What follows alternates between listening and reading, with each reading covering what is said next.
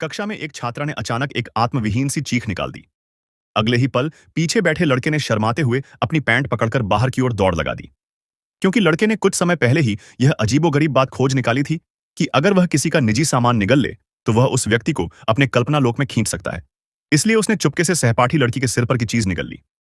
कल्पना लोक में वह उस लड़की की संवेदनाओं को अपनी हरकतों से जोड़ सकता था, यानी वह जो कुछ भी कल्पना में करता, सामने वाले के असली शरीर को भी वैसा ही एहसास होता। टेडी बाहर से इस बात पर बहुत डरने का नाटक करता, लेकिन अंदर ही अंदर वह बेहद खुश था, क्योंकि अब से वह मनमानी कर सकता था। जो भी न माने सीधे सबक सिखा डाले। दूसरों की सख्त पेंसिल को मुंह में डालकर वह टॉफी की तरह चबाता।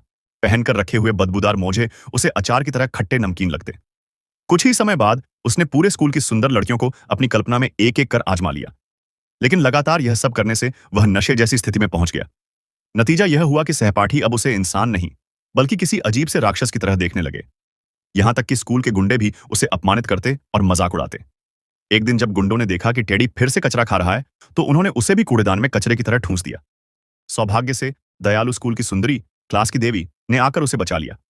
लेकिन उसी नेक दिली की वजह से टेडी को याद आया कि वह इस हसीन लड़की को अब तक छोड़ बैठा है।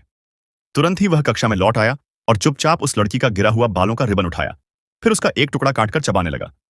उसे क्या पता था कि यह रिबन सिर्फ स्कूल की सुंदरी का नहीं, बल्कि उसकी सहेली क्लास ब्यूटी का भी साझा सामान था। अगले ही पल टेडी ने दोनों को एक साथ जबरदस्ती अपनी कल्पना लोक में खींच लिया, और फिर क्लास में पढ़ाई के दौरान इतना बड़ा अजीबोगरीब और शर्मनाक वाकया घटा कि सब दंग रह गए।